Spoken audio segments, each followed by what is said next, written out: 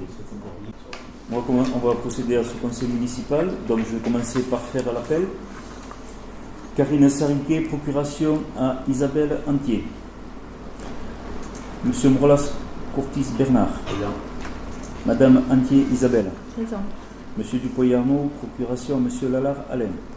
Madame Poyomange Isabelle. Présente. Monsieur Minard François. Présent. Monsieur Prévost Philippe. Présent. Madame Anglo Christina. Présent. Monsieur de Prémorel Benoît. Présent. Madame Bernard Ghislaine, excusez. Monsieur Lalard Alain. Présent. Madame Chamboissier Nelly, procuration Monsieur Minard François. Madame Ricapé Evelyne. Présent. Madame Chapka Manuela. Présent. Madame Dutil Nora. Présent. Monsieur Pouillet Jean-Yves. Présent. Monsieur Omnet Jean-Michel, procuration à Monsieur Pouillet Jean-Yves. Monsieur Arangois Nicolas. Présent. Monsieur Colombier Jean-René, procuration à Monsieur Arangois Nicolas. Madame Menviel Marie-Ange. Présent. Monsieur Salier Eric. Présent. Madame Duplat Jacob Valérie, procuration à Madame Menviel Marie-Ange. Monsieur Darry-Grand Anthony, procuration à Monsieur Domer Frédéric. Monsieur Sainte-Cluc, procuration Monsieur Salier Eric. Monsieur Domer Frédéric. Présent. Et Monsieur Bénédicte Nicolas. Présent. Parfait.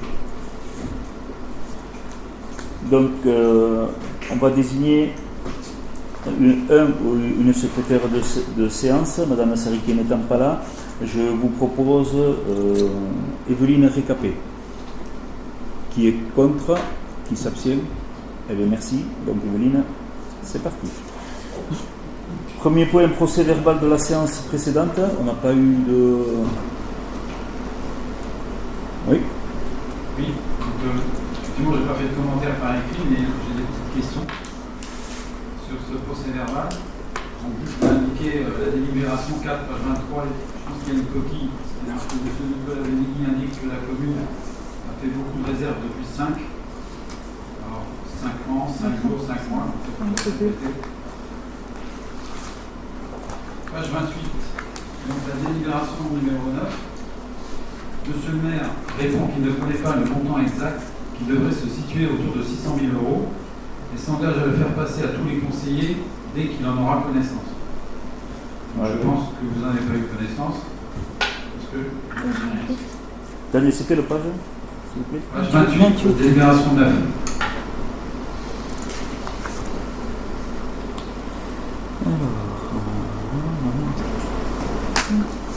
Qu'il ne connaît pas le montant exact, qui devrait se situer. Et je n'ai pas eu, par rapport à ça, j'ai pas eu d'informations depuis précises avec les montants. On savait que c'était de l'ordre de aux environs de 600 000, mais je n'ai pas eu de précision et maintenant c'est léger. Ça n'a pas changé. Sur le premier point, juste. Et le premier point, Vous c'était pouvez quoi? revenir sur le premier point, s'il vous plaît? On n'a pas tout entendu. Oui, alors premier point c'est page 23, la délibération 4. Oui. Donc la phrase n'est pas complète. Ah, il y a 5, Alors, c'est 5 tout seul. Oui, il y a 5 tout seul. Il y a 5 tout seul. Mais il n'y a 5 pas marqué jours, tout 5 seul, mais mois, 5 depuis 5. semaines. Ouais, l'un des rares à avoir lu ce procès verbal. bon, moi je l'ai relu. On va- Depuis 5, c'est d'accord. Ah oui, Effectivement. depuis il manque le mot depuis le mot 5 ans. Depuis 5 ans. Ouais, ok. Et on va le rectifier. Merci. Et page 36. Là, c'est la délibération 20. PQS. Monsieur François Minard répond que c'est le document étudié en commission et invite Monsieur Nicolas Benegui à faire passer son compte rendu pour transmission à Monsieur le vice-président de la CCBG en charge de ces questions. Donc j'ai fait suivre tous les éléments à Monsieur François Minard. À ce jour, je n'ai rien reçu. Moi non plus. Voilà. Oui, donc voilà. J'ai pas reçu les éléments, Ça fait donc je ne plaisir. peux pas vous Mais répondre. on n'a pas de. Voilà, François Minard n'a pas reçu d'éléments. J'ai rien reçu. Est-ce que vous allez relancer pour qu'on ait cette information? Parce que si on pose des questions ici qu'on ne peut pas avoir les réponses, Ben, donnez-moi les réponses, donnez-moi les questions. les questions, je les envoie, moi je vous les ai fait sur. Ben oui, mais moi je n'ai rien reçu sur l'ordinateur, donc je ne sais pas. Vous n'avez pas reçu mon message? Non, monsieur. Ah, ça c'est autre chose.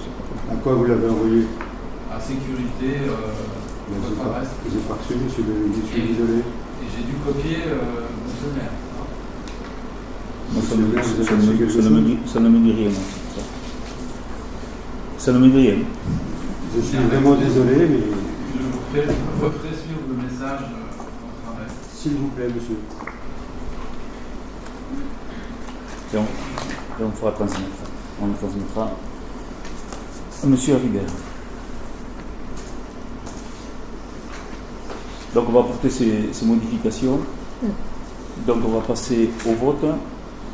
Qui est contre, qui s'abstient, eh bien merci. Alors point numéro 1.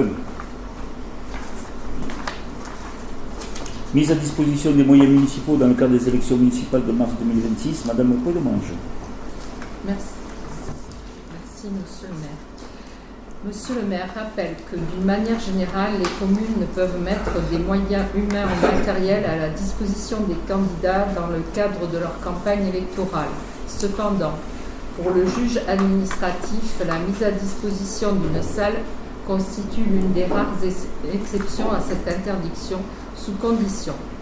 Les communes peuvent mettre valablement une salle à disposition des candidats à condition de strictement respecter un principe d'égalité de traitement entre chacun.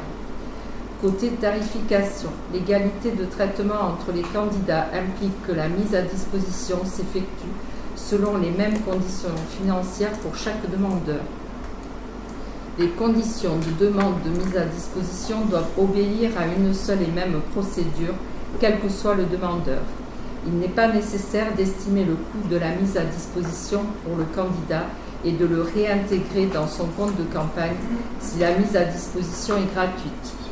Dès lors, Monsieur le maire propose de mettre à disposition gratuitement des candidats l'ensemble des salles de l'espace culturel, de mettre à disposition gratuitement le matériel de vidéoprojection si nécessaire, que la demande soit adressée en mairie à l'attention de Monsieur le maire par courrier ou courriel accueil@salisdebéarn.fr au minimum 15 jours avant la date souhaitée.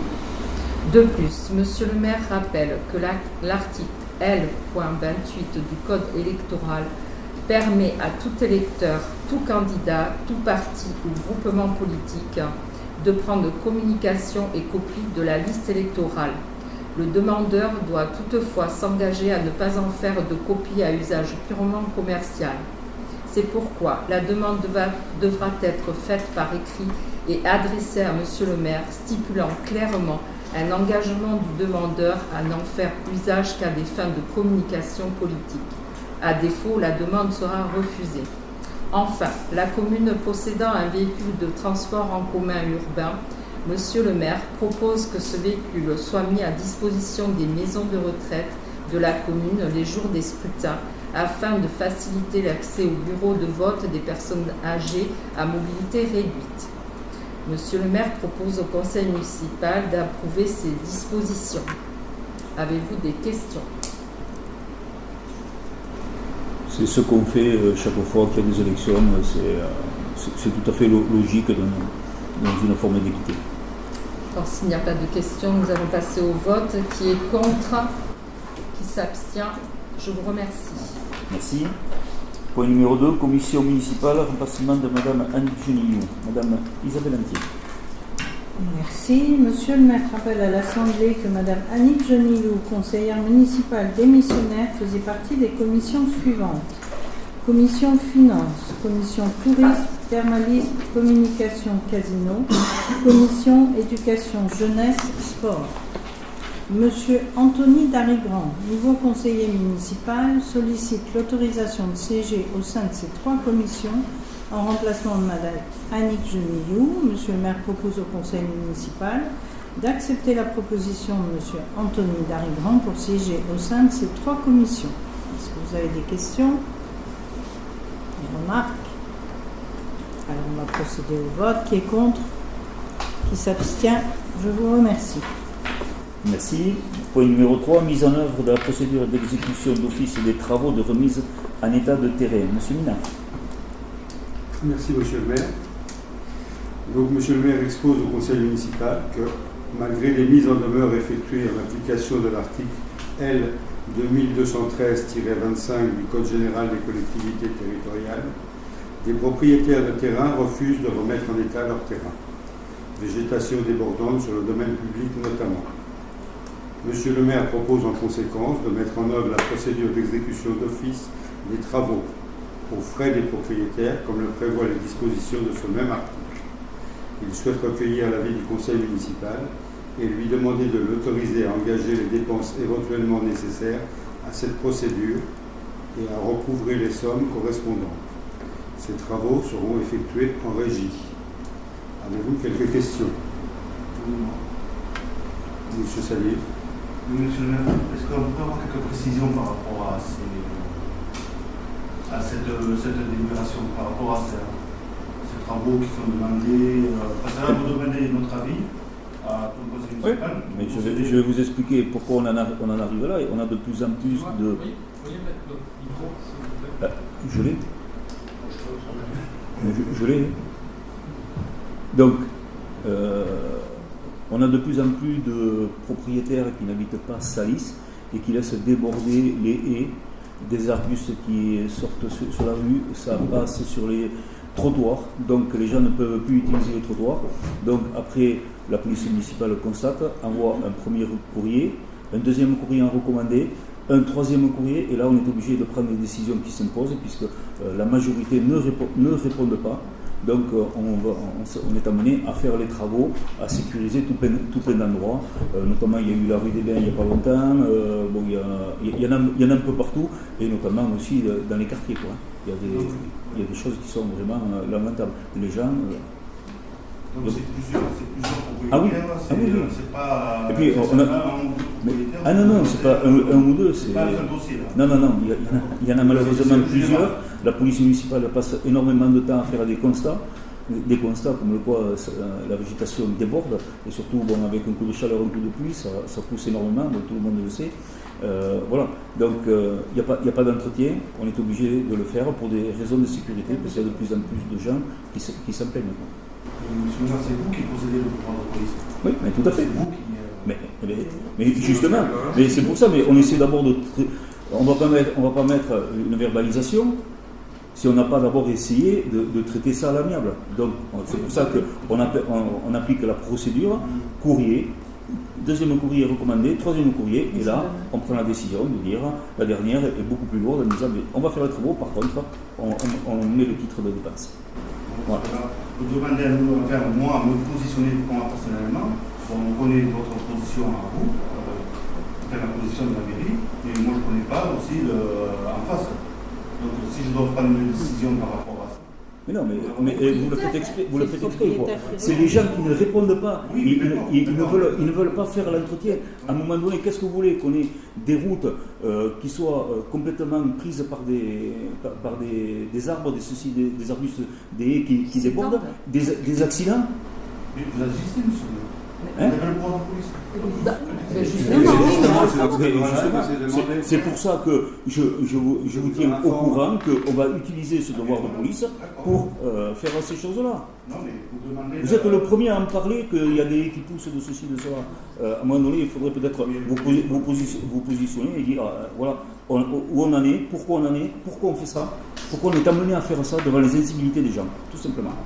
Excusez-moi, moi je rejoins un peu dans l'esprit de la question de M. Salier. La question c'est pourquoi on a cette délibération. C'est ça la question de M. Salier. C'est pas le fait de verbaliser, c'est pourquoi on a cette... Mais pour vous dire qu'on a décidé, nous, on a décidé, non, si vous avez décidé, c'est une information, mais on n'a pas délibéré. C'est ça qui veut dire. C'est une décision qui est mise au conseil municipal pour dire qu'on a décidé, nous, de faire les travaux dans l'urgence par les services techniques, en régie, plutôt qu'envoyer des sociétés, des ceci, de cela. Voilà, c'est tout. Donc il n'y a pas de vote. Si, il faut voter. Non, en fait, c'est une délibération de principe sur des situations vraiment extrêmes où le propriétaire ne bouge pas et pour autoriser en fait les agents à faire les travaux en régie. simplement. Voilà, puisque c'est le même principe qu'un immeuble qui menace péril. La commune est dans l'obligation, au bout d'une certaine procédure, de faire les travaux d'office et de facturer au propriétaire qui est défaillant. C'est un peu le même principe pour la végétation qui est débordante. Si vraiment il y a un problème de sécurité sur la voie publique, que le propriétaire ne bouge pas, c'est pour permettre aux agents communaux d'intervenir plutôt que de faire intervenir une société dans la mesure de nos capacités évidemment, et de facturer les heures agents au propriétaire défaillant.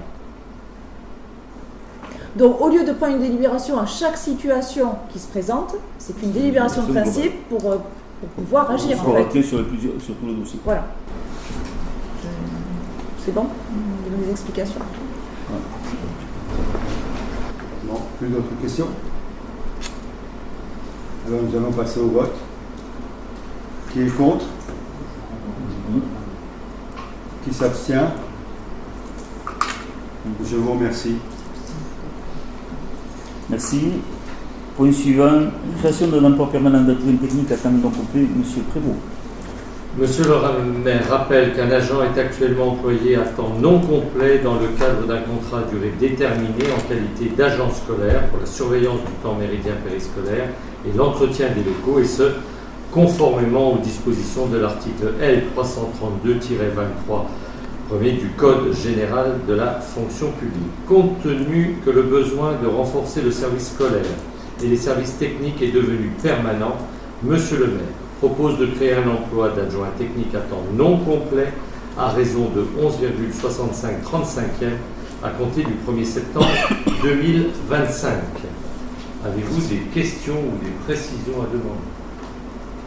Je propose de passer au vote. Qui est contre? Qui s'abstient? Je vous remercie. Merci. Point numéro 5, convention de mise à disposition de services mutualisés d'urbanisme, CCBG. Monsieur Moras. Monsieur le maire informe que par délibération, par délibération du 13 novembre 2017 et du 11 juin 2021, le conseil municipal a validé le principe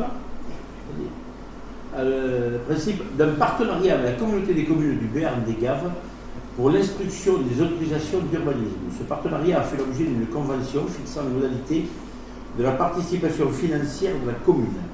Le conseil communautaire, en séance du 7 septembre 2023, a validé une nouvelle convention de mise à disposition du service mutualisé d'urbanisme, se substituant aux conventions précédentes.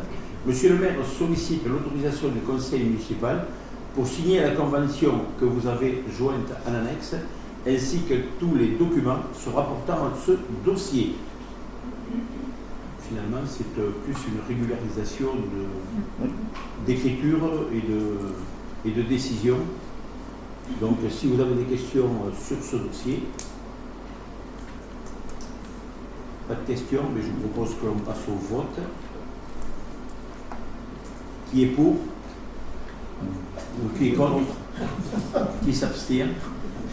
Je vous remercie. Merci.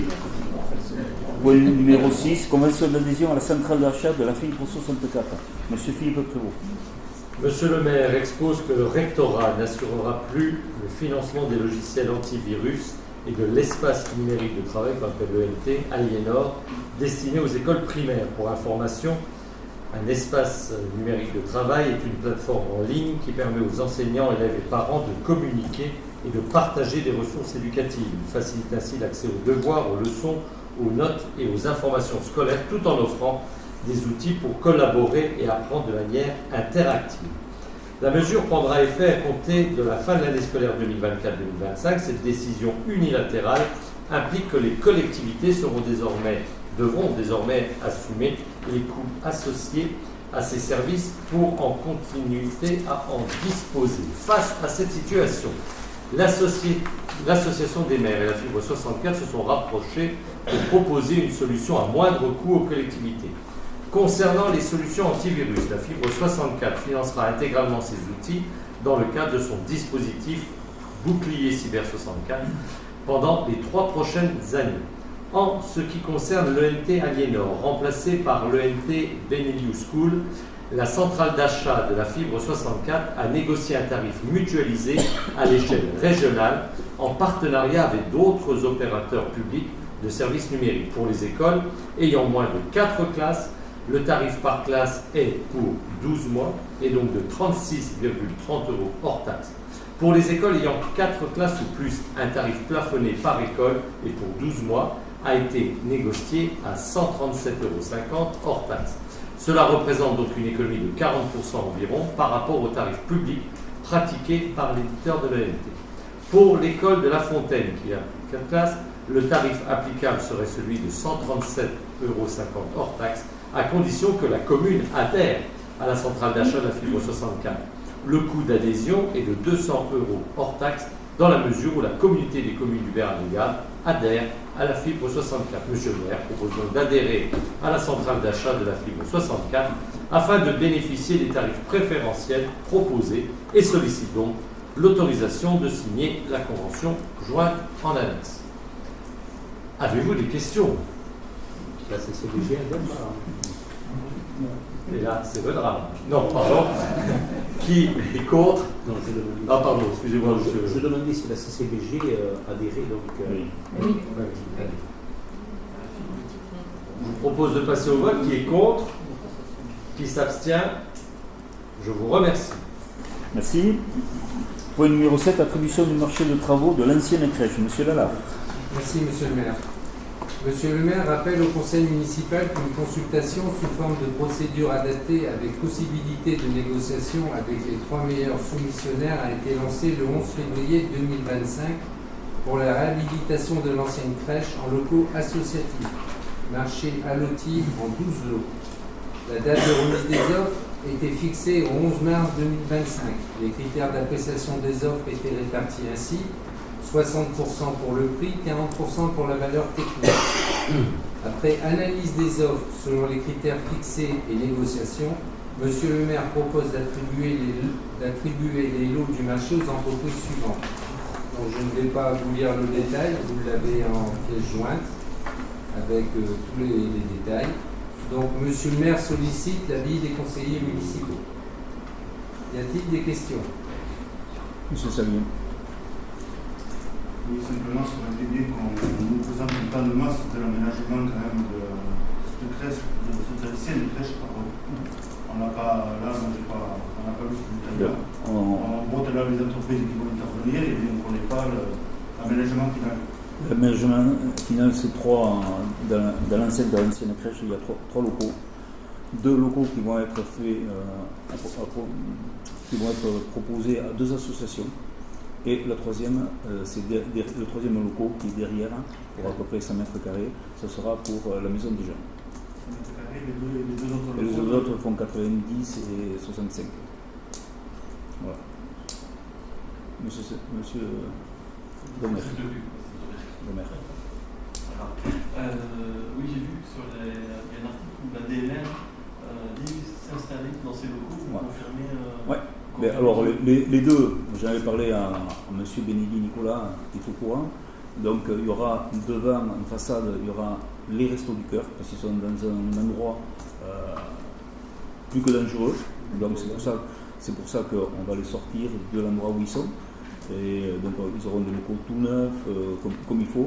Et la DMR, avec 65 mètres carrés, ça leur suffit par rapport à l'organisation et leur bureau, leurs souhaits répondent. Sachant que là, on voulait avant mettre la police municipale. Voilà. Donc, au niveau associatif, sera complet, il sera un local jeune. Oui, derrière. Donc, comme vous avez pu le voir, juste une petite information. Bon, il y a quand même 3 entreprises salisiennes qui ont répondu, qui ont été retenues. Hein, c'est quand même important. Moi, je voudrais quand même apporter, donc vous avez vu le coût estimatif, l'estimation était à 509 519 hors taxe. Il y a eu un premier tour, parce que vous savez que moi je négocie tout.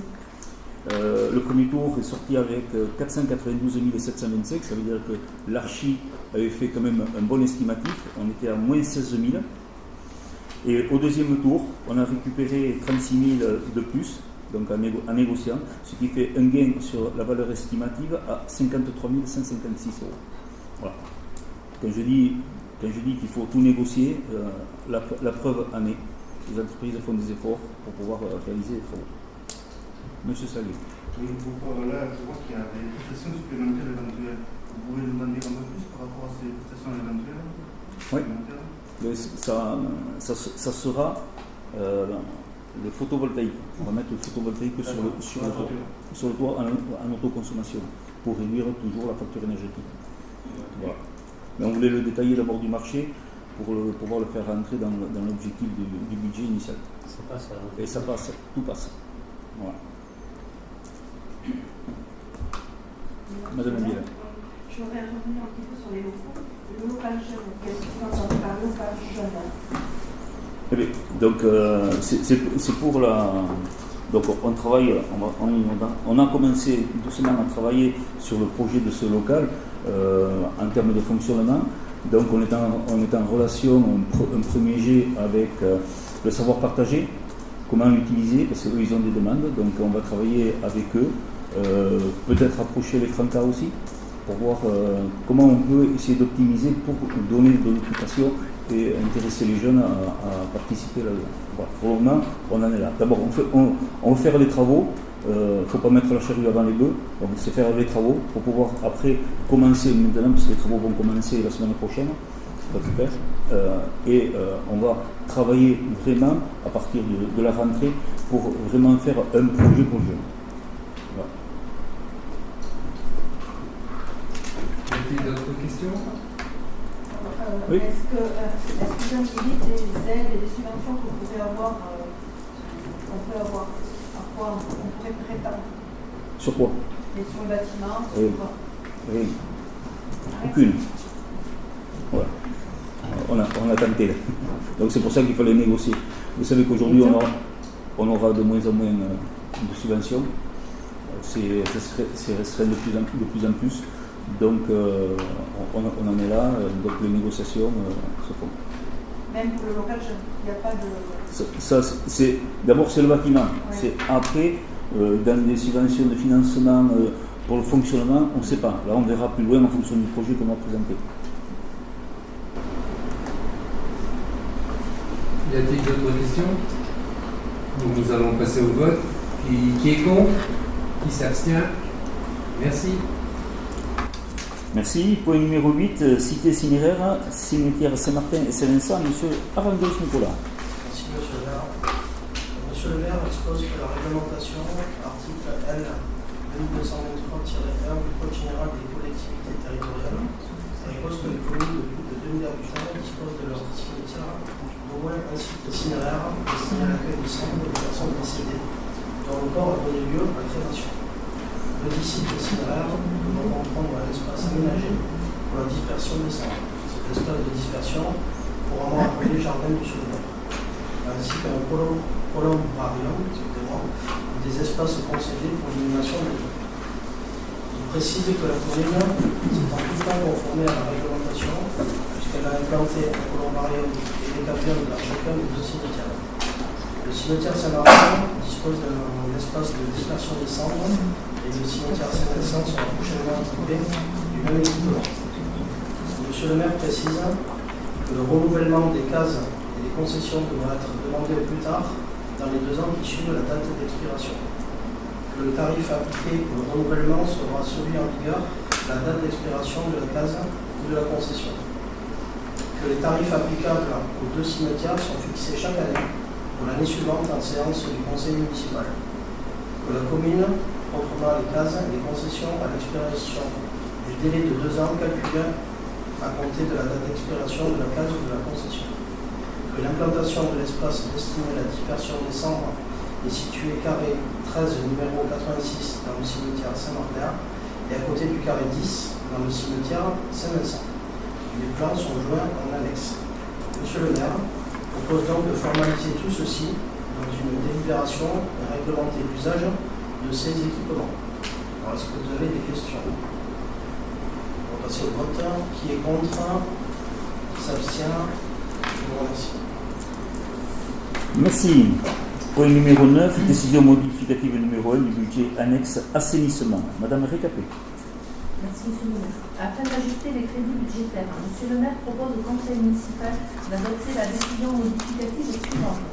Concernant la section de fonctionnement, article 23, donc virement à la section d'investissement en dépenses moins 3 000 euros.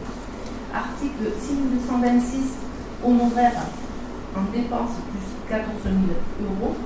Article 6588, autres charges diverses de gestion, moins 11 000. Donc tout ça pour revenir donc à zéro.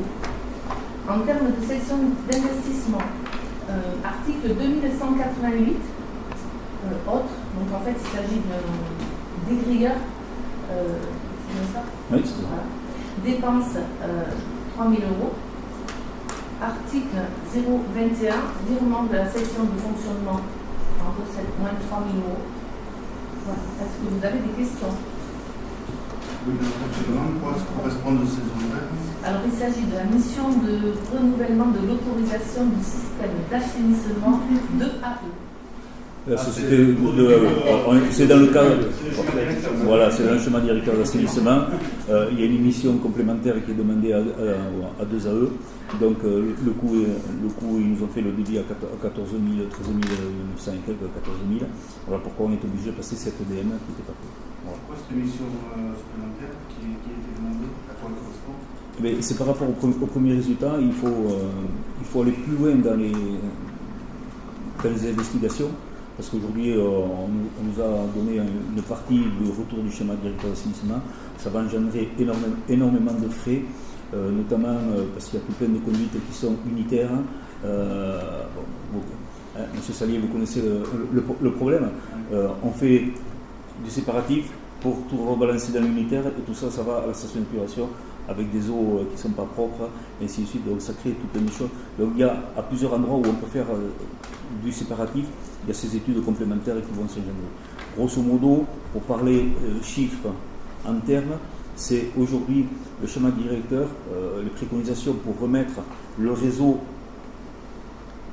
comme il faut, bien comme il faut, plus la station d'épuration qui est obsolète, c'est un investissement de 11 millions. Oui, ça c'est pour se mettre en conformité. En conformité avec la mise en demeure de 2017 qui a été reçue. Donc voilà. Donc il y en a pour 11 millions. Tout le monde sait que ce travail ne peut pas se faire du jour au lendemain. Donc on va commencer par une première tranche. On va essayer on travaille dessus sur comment la cibler pour arriver à commencer. Donc il va y avoir des discussions qui vont être faites avec certains particuliers qui rejettent, qui ne sont pas branchés mais qui rejettent dans le commun. Bon, il y a tout plein de choses. Ça va être des discussions âpres et difficiles dans certains endroits pour faire comprendre la chose et l'utilité aussi de réguler toutes des évacuations des eaux pluviales et des eaux usées. Et c'est les obligations de l'État qui sont datées depuis 2017. Donc on revient à votre pouvoir de police. Oui, mais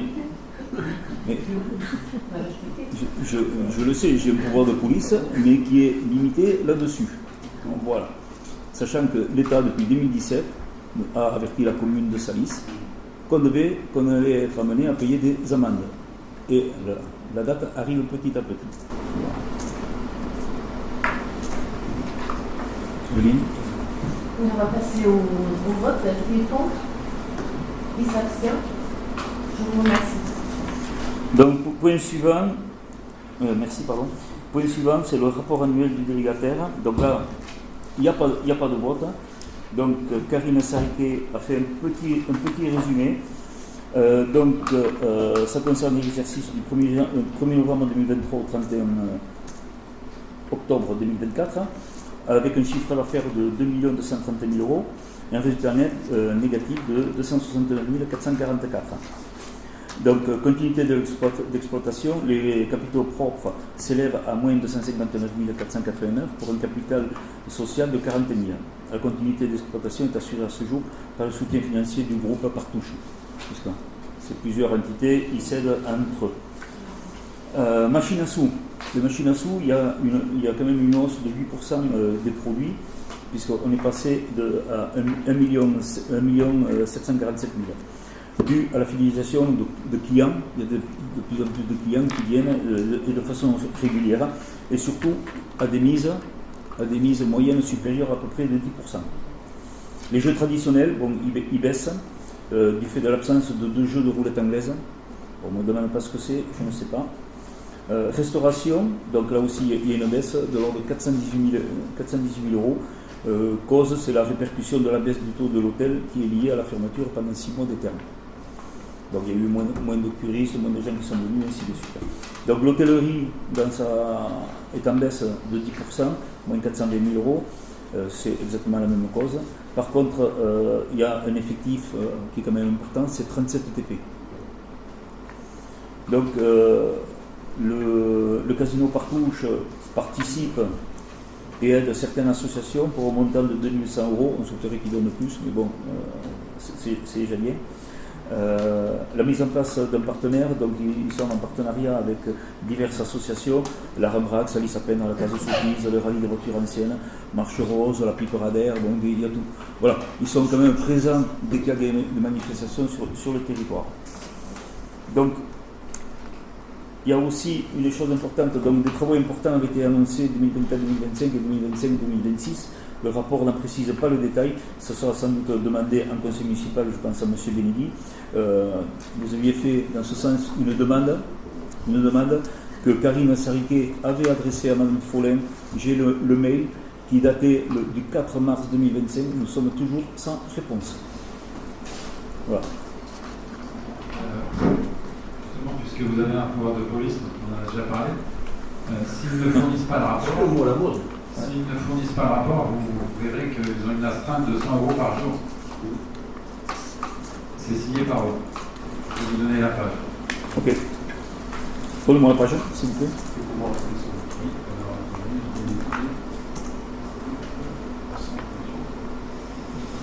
Et comme ça, je vais lui mettre la menace.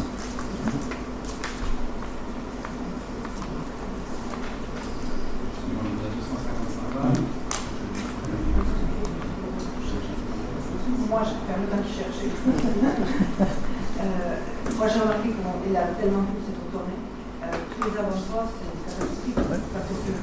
Mais normalement, c'est ces travaux qui sont prévus là. Puisque moi, on a signé une DP. Donc quand c'est qu'ils vont les faire, je ne sais pas. Hier j'avais une réunion au casino, Mme Follin devait être présente, elle était absente. Voilà, elle s'excusait juste le matin en disant qu'elle n'était pas présente. Pourtant, on a fait la réunion chez elle. Voilà. C'est dommage que ce bâtiment. Ouais. Je sais. Vous avez la page, monsieur Denis ? Oui, alors c'est page 58, garantie sanction contentieux. Le délégataire dispose d'un délai de 2 semaines à compter de la réception de la demande écrite de la commune, mail ou télécopie, c'est ancien, pour communiquer aux représentants de la commune les pièces demandées. En l'absence de présentation de ces documents dans les délais, une astreinte de 100 euros par jour de retard sera appliquée. Ok.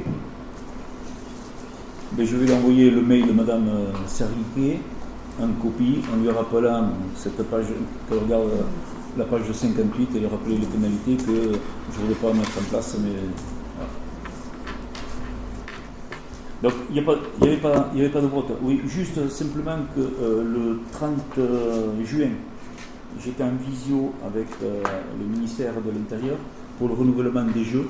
Madame Follin était sur place, donc dans la salle, devant les 3 personnes qu'il y avait, et on a défendu le dossier du casino, donc le renouvellement est bon jusqu'en juin 2030. Voilà.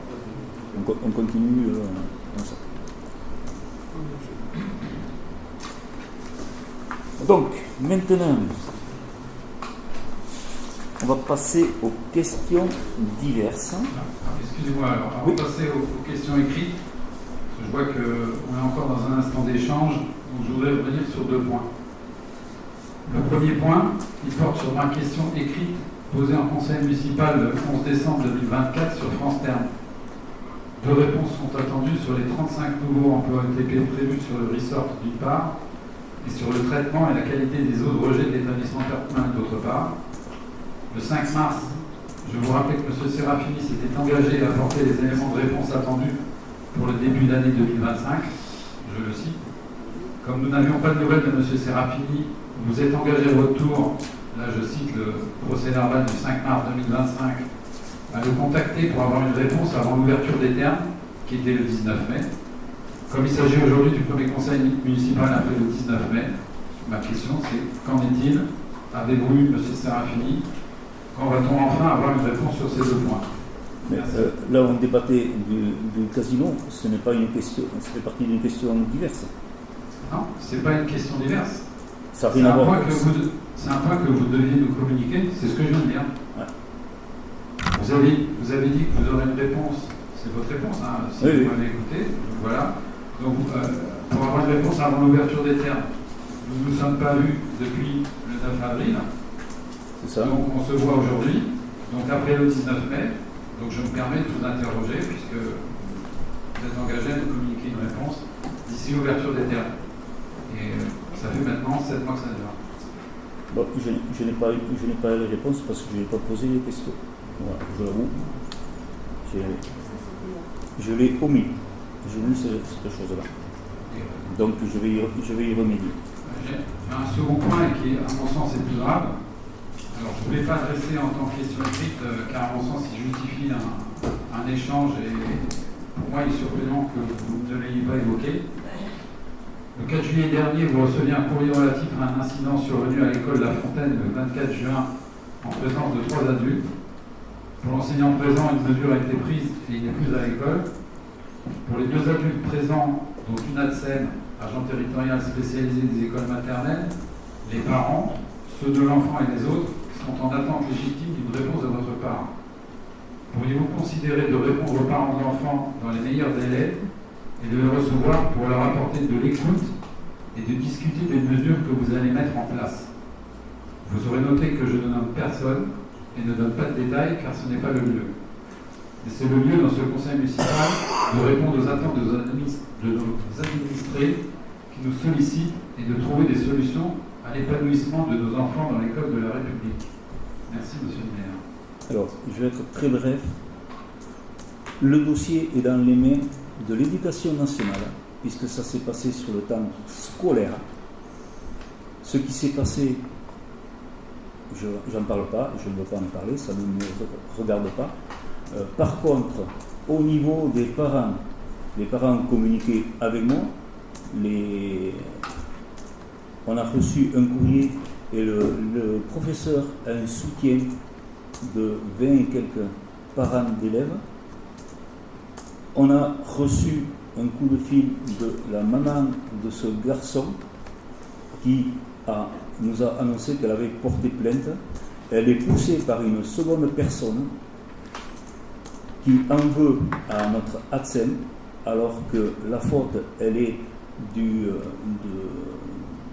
professeur de l'INSIT et non de sa collègue, parce qu'il avait une collègue, l'INSIT avait une collègue qui était à côté de l'ADSEM et les deux sont dans le même cas. Par contre, cette personne qui pousse la maman de l'enfant à porter plainte et ainsi de suite, elle veut régler des comptes sur lesquels elle a perdu, elle n'avait pas eu une gain de cause à une certaine époque où elle était parent d'élève.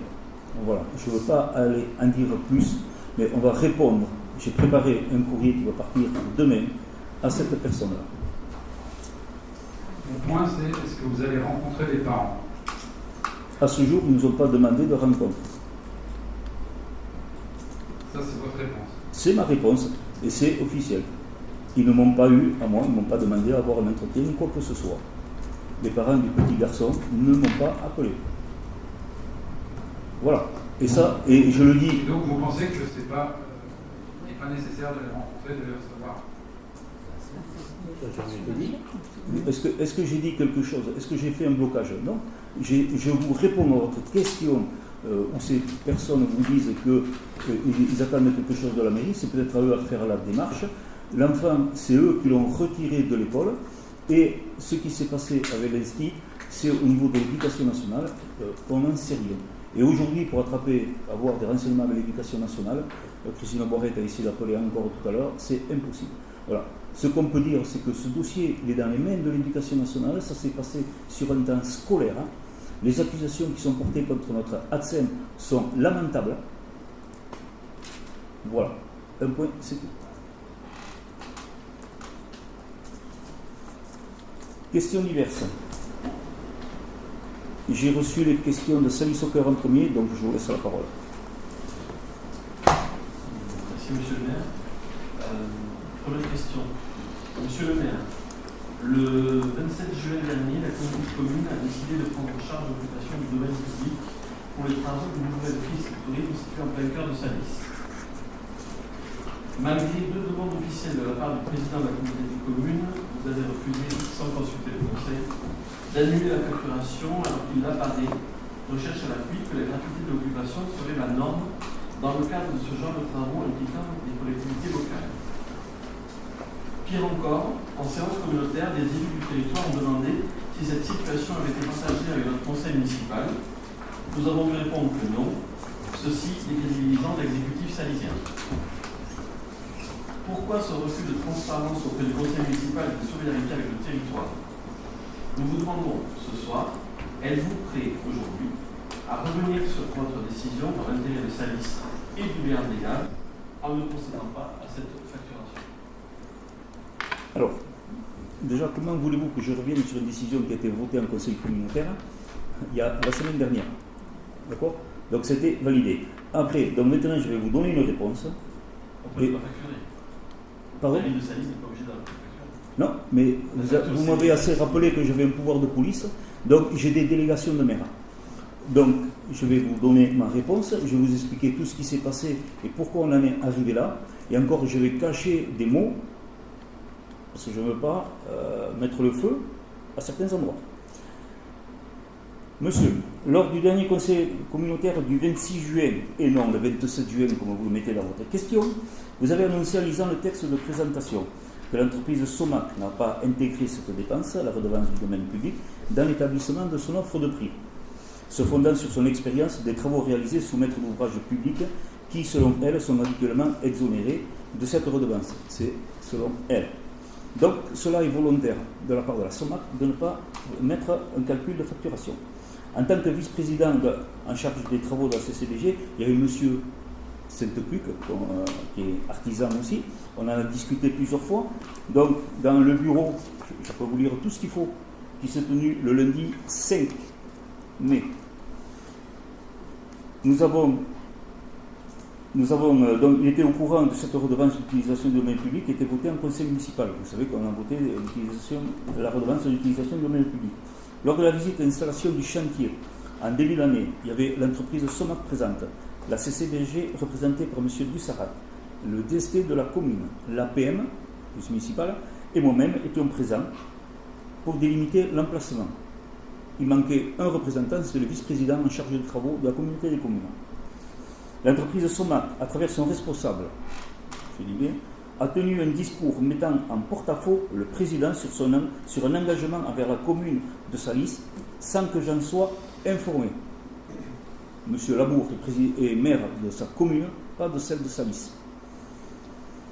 Le 5 mai, c'est parce qu'il a porté des accusations, il est au courant.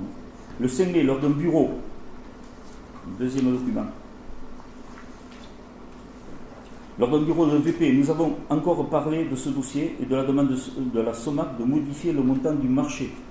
La Somac voulait augmenter de la tarification. C'était non, ils n'ont pas le droit. On ne va pas refaire un devis comme ça, sachant qu'ils ont eu le marché.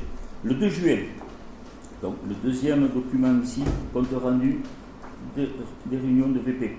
Soit un mois plus tard, ce dossier est revenu sur le tapis et durant la réunion, il a été approuvé par l'ensemble des vice-présidents, donc M. Laurent Sainte-Pluc, qui malheureusement n'est pas là, parce que je lui aurais dit en face, qu'il fallait chercher des leviers réguliers et que pour débloquer la situation, que la commune de Salis avait déjà consenti des efforts financiers et que cette dépense aurait dû être anticipée par l'entreprise qui ne l'avait pas prévue ou oubliée dans son offre. Ça a été retenu et validé par tous les vice-présidents. Le 16 juin, toujours en BP, dernière note, un projet de convention avait été étudié et M. Sainte-Pluc s'était engagé en tant que vice-président en charge des travaux lors de la prochaine réunion de chantier de s'entretenir avec les différentes parties sur les responsabilités de chacun dans cette situation et les pistes de résolution du problème, dans lequel une discussion devait avoir lieu entre les trois parties, la Somac, l'architecte et la CCBG. Voilà. En ce qui concerne ma décision, vous la connaissez. Et vous n'êtes jamais intervenu. Ça, c'est pour Laurent Saint-Luc s'il avait été là. Pendant les 3 réunions qu'on a parlé, il n'a jamais ouvert la bouche pour me demander d'exonérer. La tarification est votée en conseil municipal. Le conseil municipal reste maître sur sa commune. La SOMAC vous annonce la gratuité dans ce genre de travaux. Oui, quand c'est pour la commune. Ils oublient certaines choses. Parce que moi, j'ai appelé des villes où ils étaient, où ils ont travaillé pour des collectivités. Ils n'ont pas payé le droit public, le domaine public, parce que c'était des bâtiments communaux et non des bâtiments de l'Interco, de la CAPB et ainsi de suite. Donc, la négociation fait partie des délégations qui me sont octroyées. Je vous l'ai rappelé, vous parlez de police. Comme je vous l'ai déjà dit, comme je l'avais dit déjà en réunion de VP, il faut savoir négocier. La preuve, vous l'avez vu avant, que la négociation est primordiale. Donc, c'est ce qu'on appelle défendre les intérêts du contribuable, de sa commune et éventuellement de la CCBG. Parce qu'en faisant l'effort, parce qu'aujourd'hui la tarification que l'on avait appliquée, si on avait tenu compte du règlement municipal, c'était 780 € d'utilisation du domaine public par semaine. Je l'ai ramené à 200. Quand on dit que la commune a consenti des efforts financiers, on l'a fait. Ils ont compris. Même le président Lamour a compris. Donc, je ne reviendrai pas sur ma décision. Les artisans salisiens ou autres qui travaillent sur la commune payent déjà cette redevance, donc il est logique que la SOMAC paye. Voilà. Ça, c'était votre première question. Deuxième question. Deuxième question, s'il vous plaît. C'est quand même dommage. Par rapport. Alors, 740 €, 200 €. Non, 780. On était plusieurs à être au conseil communautaire. On n'était pas présents ce jour-là, monsieur le maire. Je pense que quand même, en termes de signal envoyé à la communauté de communes. Mais le signal, le signal a été envoyé. Je vous l'ai dit, on ne va pas revenir. Vous m'avez posé une question, je vous ai répondu. Le signal est envoyé, c'est moins 580 € d'économie par semaine. Moins 580 € par semaine d'économie. Nous avons les artisans salisiens, quand ils travaillent, quand ils utilisent le domaine public, ils payent la redevance. Vis-à-vis des artisans salisiens, il est tout à fait logique qu'on ne fasse pas une exonération à ce niveau-là. Voilà, un peu c'est tout. Et les particuliers aussi, parce que les particuliers, quand ils font faire des travaux sur le domaine public, les échafaudages, ils payent le domaine public. Donc l'artisan salisien le met dans le prix. Donc ils le savent. Donc à un moment donné, il faut être cohérent. On ne va pas faire payer les salisiens et exonérer la totalité d'une entreprise qui n'a pas été honnête dans l'établissement de son devis ici. Voilà pourquoi je reste ferme. Je ne reviens pas sur ma décision, surtout qu'elle a été entérinée au dernier conseil communautaire. Question suivante. Pardon ? Pourquoi vous n'avez pas eu le choix ? Et vous votez avec des boîtiers ? Arrêtez de dire n'importe quoi. Parce que M. Lamour vous dit oui, il faut voter, vous l'avez suivi. Non, mais à un moment donné, il y a eu un vote, il y a eu un résultat. Non, mais c'est votre réaction qui est excessive. Mais non, elle n'est pas excessive, elle est logique. Elle est logique. On va arrêter là-dessus. Je vous ai répondu à votre question. Je ne changerai pas de position. Je respecte le vote de la communauté des communes. Moi, j'estime qu'on a fait un effort. Cet effort, il a été consenti. Il est fait. Tout le monde a trouvé un terrain d'entente. C'est le résultat. Voilà. Deuxième question. Deuxième question. Monsieur le maire, plusieurs salisiens nous interrogent sur la réglementation d'affichage en lien avec la téléprotection ou télésurveillance dans les espaces publics. Ils souhaiteraient pour certains d'entre eux pouvoir échanger avec vous. Êtes-vous prêt à les rencontrer à la ferme ? Dans cette attente, et afin de faire preuve de transparence, nous aimerions avoir un état des lieux des caméras actuellement actives dans notre ville. Et pourriez-vous nous rappeler la réglementation en vigueur quant à l'obligation d'information sur ces dispositifs ? Alors, comme il faut que je vous rappelle qu'on utilise le terme de vidéoprotection et non tous les noms que vous faites, et notamment le mot télé. Il n'y a pas de télé-vidéo, il n'y a pas de télé-ceci, c'est de la vidéoprotection. Il nous a fallu 5 ans pour le comprendre. Toutes les personnes qui veulent échanger... Je vais répondre à la question. Mais je vous réponds. Mais vous employez des mots qui sont faux. On ne parle pas de télé. Selon vous? Mais non. Non. Le terme, c'est vidéoprotection ou vidéosurveillance. Pourquoi selon vous? La télésurveillance, c'est les entreprises personnelles. Si vous voulez faire mettre des caméras chez vous, vous faites la télésurveillance. C'est pas la même chose. Employons les bons mots, restons dans le bon vocabulaire. Donc, là, on parle de vidéoprotection. Pour les personnes qui veulent échanger sur le système de vidéoprotection, vous pouvez me communiquer leur nom, prénom et moyen de les contacter afin de convenir de rendez-vous. Il n'y a aucun problème. À l'heure actuelle, nous avons 23 caméras qui fonctionnent afin de rendre service à la gendarmerie et qui peut, eux, les visionner qu'avec une réquisition. Donc, je vous rappelle la réglementation. Aujourd'hui, c'est 85% des plaintes qui sont résolues quand il y a les caméras. Quand il y a les caméras, il y a 85% qui sont résolus. Quand les lieux où il y a des dégradations, tout plein de choses, s'il n'y a pas les caméras, on est loin même des 10%. À ce jour, nous avons 23 caméras en fonctionnement. Et 3 qui sont en cours d'installation, qu'on mettra quand les travaux de l'Office de tourisme seront terminés. Ça sera sur le secteur de la Trompe et sur le secteur Place Jean Albert. Voilà. Pour être clair, aujourd'hui, l'affichage est aux normes en vigueur en termes d'information et de réglementation. Vous avez 3 panneaux aux entrées de ville. Voilà les panneaux avec les articles de loi qui nous ont été imposés en 2021 quand on a posé les premières caméras. Voilà. Nous sommes dans la loi complète. Monsieur Benegui, c'est à vous.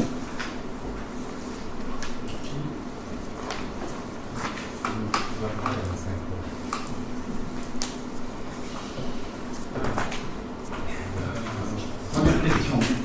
Des arbres coupés pour faire voler des avions. Alors, avant de vous lancer dans la question, je vous poserai que 3 questions pour la 4e et je vais y répondre. Je la lirai quand même. Non. Si. Non. Je la lirai. Vous n'y répondrez pas, mais je la lirai. Première question. Des arbres coupés pour faire voler des avions. Monsieur le maire, vous ne pouvez pas ignorer la série de projets industriels qui transforment la forêt en matière première et dont l'utilité interroge. Pour information, toutes les mairies des Pyrénées-Atlantiques étaient destinataires d'un courrier du collectif d'associations dénonçant ce projet. Ce projet éco-e-kérosène sur le bassin de Lac incarne à lui seul l'absurdité industrielle. Pour fabriquer 500 000 tonnes de biomasse brute entrante par an, l'usine d'Élise Énergie devra sacrifier 2 millions d'arbres, doubler la consommation électrique locale et pomper 3,9 millions de mètres crus d'eau dans le gave de Pau. Cette consommation massive de bois menace directement nos forêts locales avec une coupe estimée à 10 000 hectares par an. La superficie de Paris intramuros, 105 km² par an. À l'heure des canicules répétées, on peut légitimement s'inquiéter de l'impact sur nos ressources en eau, déjà limitées pour nos besoins agricoles et domestiques. Face à cette situation, d'autres communes du département ont adopté des motions de protestation contre le projet industriel ECO, Énergie en Béarn et au Pays Basque. Ces motions soulignent la volonté des élus de protéger la santé des riverains-riveraines, les ressources forestières et hydriques, pour qu'elles puissent permettre la résilience du territoire, carbone, ressources, biodiversité et répondre au changement climatique.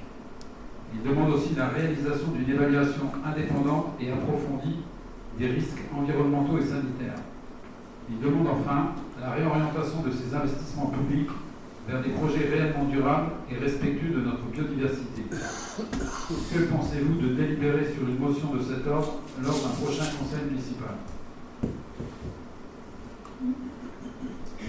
Alors, est-ce que vous voulez que je vous lise le courrier reçu qui date du 1er juillet, que j'ai reçu le dimanche 6 juillet à 9h26? Vous avez l'info avant que moi je reçoive le courrier pratiquement. Est-ce que vous voulez que je le lise à tous? C'est ce courrier de cette organisation. Je peux le lire. Allez, je suis parti. Nous tenons à remercier chaleureusement la première vingtaine de municipalités qui a répondu à notre demande citoyenne en nous envoyant une délibération concernant le projet industriel ECO et l'ensemble des méga-projets d'exploitation des forêts du Sud-Ouest pour produire du carburant. Nous sommes très heureux de constater que ces délibérations se répartissent déjà sur 5 départements.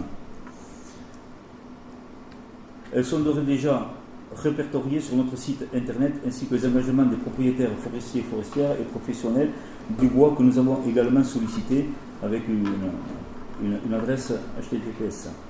Nous savons que beaucoup d'autres communes sont en cours de délibération et espérons que l'été n'empêchera pas ce travail de se réaliser, notamment pour les communes plus grandes et les communautés de communes qui ont un délai de réaction à l'étude des dossiers plus important. Nous rappelons qu'à travers leurs besoins en biomasse forestière, ces projets auraient un impact direct sur plusieurs départements. Pour le seul projet ECO, il s'agit d'un rayon de 400 km autour du bassin de Lac, dans les Béarn. C'est toute la forêt du Grand Sud-Ouest qui est visée. La mobilisation doit donc s'étendre et nous invitons les communes qui se sont déjà prononcées à en parler aux autres, ainsi que dans leur interco. Bien que cela nécessite pour toutes et pour tous un surcroît de travail, bien qu'il soit difficile pour certains et certaines de se prononcer sur des sujets qui paraissent au premier abord complexes et techniques, nous nous réjouissons de voir que vous avez saisi l'enjeu hautement démocratique de la question qui nous préoccupe et que vous avez eu le courage de vous en emparer à votre échelle, l'échelle municipale, premier maillon de la représentation citoyenne. Il s'agit en effet d'une question de la plus haute importance pour l'avenir de nos paysages, de notre agriculture, de notre nature, de notre biodiversité, de la ruralité. Pour nous, ce débat sur la production de carburant à partir de biomasse forestière met en lumière une réalité frappante.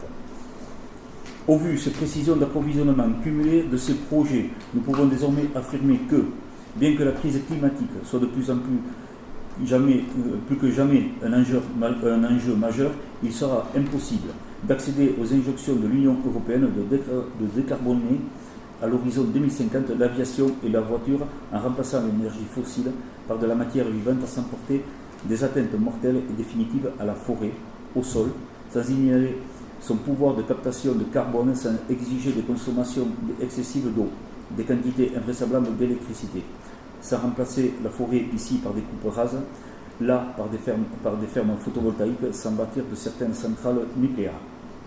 Pour nous permettre de continuer à vivre sans rien changer à nos modes de consommation et nos besoins en énergie, dans notre course en avant infinie, il faudrait donc sacrifier notre cadre de vie rural et les équilibres naturels comme si de rien n'était.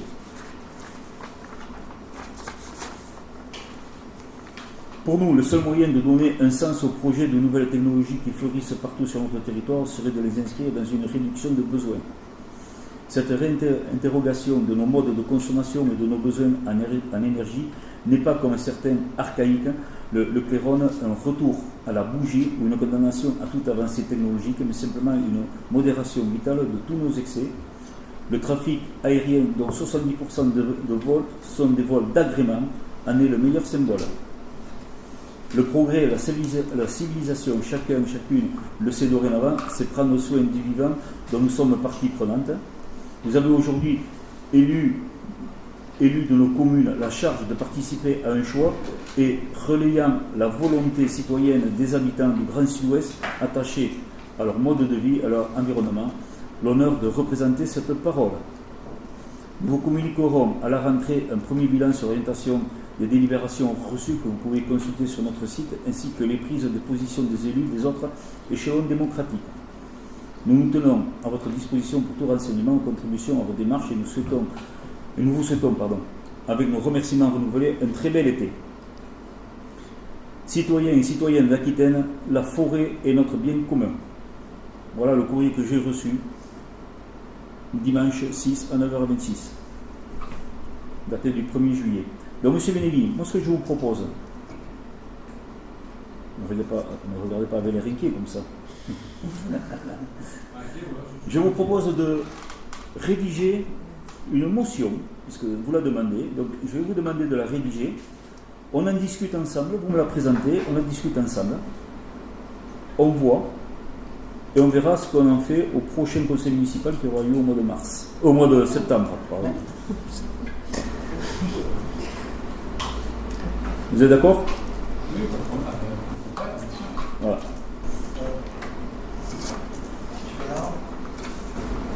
Juste en complément, je connais une personne qui travaille chez Edis Énergie.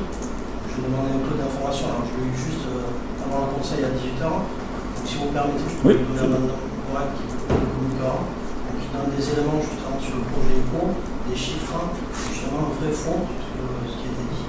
Donc leur vision en eux, donc ils puissent aussi donner des éléments à tout le monde sur ce projet. Je vais les évoquer quand on discutera de l'annonce. Voilà. Et moi je communiquerai, ça peut être tout le monde des éléments. Mais tu peux me donner quelques-uns déjà. Là, c'est bien. Ok. C'est bon. Bon, parfait. Deuxième question, M. Béni. Deuxième question, renouer du Japon.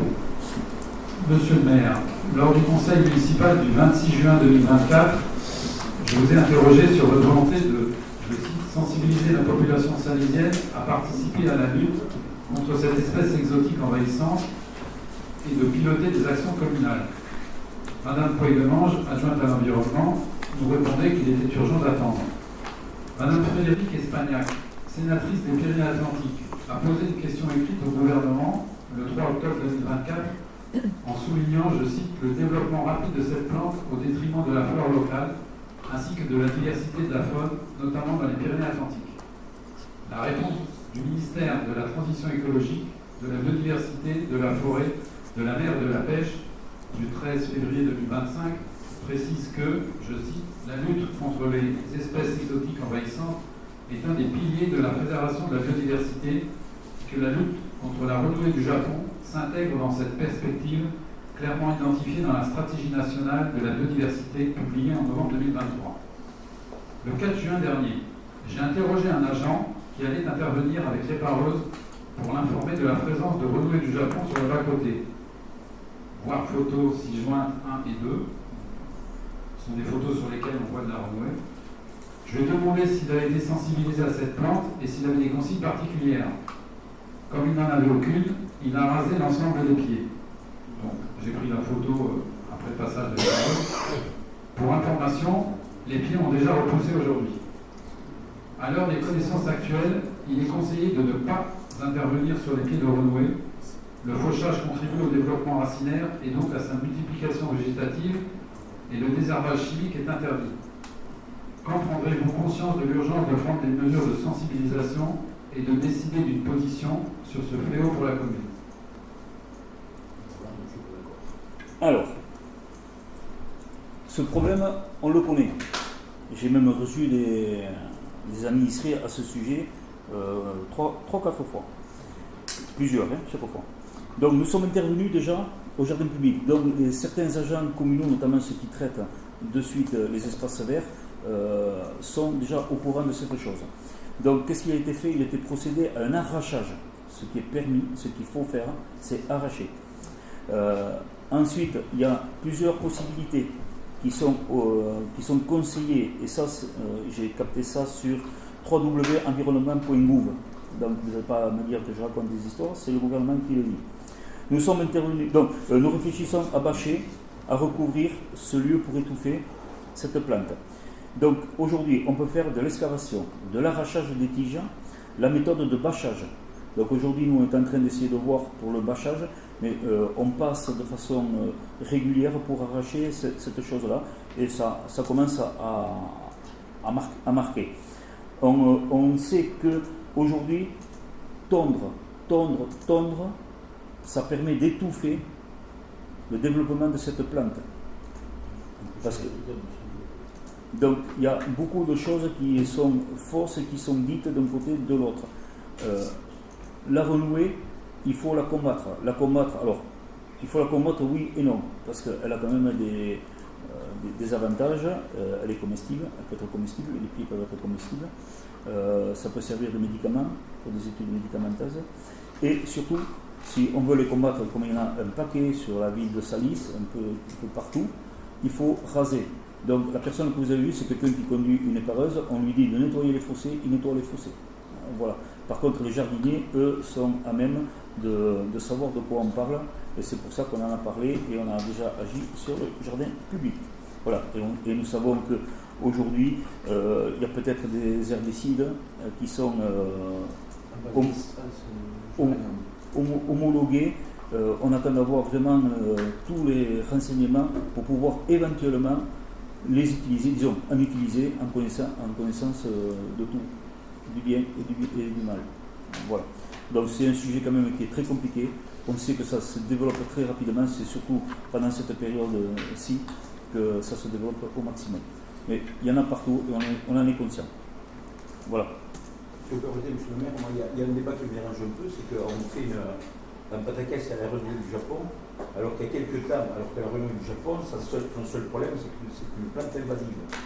Elle n'a pas pour le moment de caractéristiques nocives. On avait lancé le débat sur les herbes de pampa. Les herbes de pampa, il y en a partout, tout le monde veut les arracher. Il y en a partout dans tous les fossés. Et là, on connaît le taux d'agressivité au niveau des cellules de l'herbe de pampa. Alors, la renommée du Japon, bon, c'est bien, c'est vrai que c'est un peu actualisé. Mais revenons plutôt à des choses qui sont beaucoup plus dangereuses pour l'homme. Parce que là, à part prendre de l'espace, la renommée du Japon, pour le moment, elle n'a pas vraiment de spécificité dangereuse pour l'homme, monsieur Bénédicte. Je vais répondre, et je pense que vous avez mal entendu la question. Le développement rapide de cette plante au détriment de la flore locale et de la diversité de la faune. Il est complètement erroné de dire qu'il n'y a pas d'impact. C'est pas visuel, monsieur Morlas. Déjà, je voudrais que je vous enverrai des éléments, parce que je me suis renseigné, et pas sur .gouv. Donc je vous enverrai des éléments de scientifiques et de jardins botaniques qui m'ont adressé les dernières recommandations. Mais c'est les mêmes recommandations qu'on a nous aussi quand on a besoin de se renseigner. Il n'y a pas que les sites du gouvernement qui ne sont pas toujours voir la vérité, souvent même le contraire. Donc il y a des gens spécialistes de ce genre de débat qui sont à même de nous donner les réponses que vous avez eues, je pense. Nous avons les mêmes sources. Les réponses que je vous ai données, c'est environnement, goût, et ici j'ai éco-style. Voilà. Donc j'ai croisé les deux et ça se ressemble énormément. On retrouve un peu partout les mêmes choses. Voilà. Bon, c'est un sujet, on est attentif, on tombe. Aujourd'hui c'est le seul. On se pose des questions sur les petits endroits pour bâcher. Les bâcher c'est très long. Voilà. On y travaille. Troisième question, monsieur Bénédicte. Abattage et remplacement des arbres dans la commune. Monsieur le maire, plusieurs arbres ont dû être abattus sur le territoire de la commune au cours de votre mandature. Pouvez-vous nous préciser les règles régissant leur cession? Quel a été le devenir de ces arbres, vendus localement ou à l'exportation? Comment sont-ils remplacés? Vous avez déjà évoqué dans ce conseil que pour un arbre abattu, un nouvel arbre était planté. Au remplacement en même nombre des arbres abattus, obligez-vous le respect de la notion d'équivalence de canopée des nouveaux arbres par rapport aux arbres abattus à maturité? Alors, tous les arbres qui sont abattus dans un cadre de veille sanitaire. Parce qu'ils sont dangereux. Le dernier événement climatique qu'on a eu, il y a un arbre qui est tombé sur un mobil-home du camping. Voilà, il a défoncé un mobil-home du camping. Donc tout ça, ce sont des arbres qui sont répertoriés, qu'on doit abattre. Comme je vous l'ai dit, ils seront remplacés. C'est clair, mais on ne va pas remplacer un par un, on va tous les remplacer une fois qu'ils seront tous abattus, on va tout nettoyer. Ça fait partie des règles, donc il est prévu de changer de remplacer les arbres, pas d'équivalence canopée, parce qu'on ne va pas acheter des arbres de 15 mètres, on ne va pas se ruiner, et ainsi de suite. Donc, c'est à maturité. Oui, mais à maturité, un chêne, il faut qu'il mesure 4-5 mètres, quoi. À peu près. Quand on voit les arbres qu'on a plantés au jardin public, ceux qui sont vivants, ils font entre 3 et 5 mètres. Mais s'ils arrivent à maturité dans 20 ans et qu'ils occupent la même canopée, c'est bon. D'accord. Mais on est dans ce sens-là, ne vous inquiétez pas. Et concernant le devenir de ces arbres, ils sont évacués par les entreprises qui les abattent. Ça fait partie de l'opération, c'est dans la négociation du travail. Ils savent les exploiter, donc après ils en font ce qu'ils veulent. Ça fait partie. Ils les coupent et ils les enlèvent. Voilà. Donc, je tiens à lire ma question, vous n'y répondez pas, mais je tiens à lire ma question. Mais ça concerne le. Ça concerne un point que vous avez, sur lequel vous avez. J'ai répondu à. J'ai envoyé cette question et donc je lis la question. Allez, faites-vous plaisir. Oui, il y a que ça qui vous fait plaisir, comme ça vous existez. C'est comme ça qu'on existe, en lisant des questions. Vous avez pris un arrêté municipal numéro 2025-132T réglementant le stationnement et l'occupation de la place de la Trompe dans la société Somac et fixant à l'article 4 la redevance à 2 600 € en vous référant à une délibération du conseil municipal du 11 septembre 2024.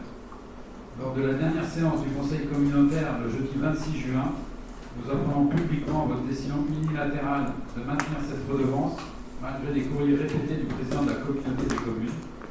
Pour précision, le conseil municipal n'a jamais été consulté sur ce point. À l'heure où cette même communauté des communes, je cite, attend de chaque membre élu une posture positive de dialogue et de concertation respectueuse des idées et des réalités, comment expliquez-vous votre position rigide et de nouveau l'absence de solidarité vis-à-vis de cette communauté? Pour rappel, la collectivité sera amenée à payer cette redevance à la ville de Salis. Je rappelle aussi que vous avez eu la même attitude rigide lors de nos débats sur la délibération de la redevance de taxes d'aménagement en séance du 23 janvier 2023. Alors, vous l'avez posé, je vais vous répondre. Le domaine public est facturé à l'entreprise et non à la collectivité. Donc ce n'est pas la CCBG qu'on paiera, c'est la CCBG qui a émis la volonté de payer à la SOMAC.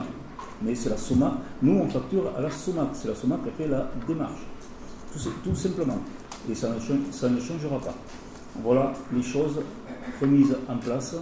Et je ne sais plus ce que je voulais vous répondre par rapport à ce que vous m'avez posé comme question. Donc c'est bon. Pour moi, le débat est clos. Je réponds à votre dernière question succinctement, parce que j'avais débattu avant. Donc, la séance est levée. Bonne fin de soirée, bon été. On y est dedans.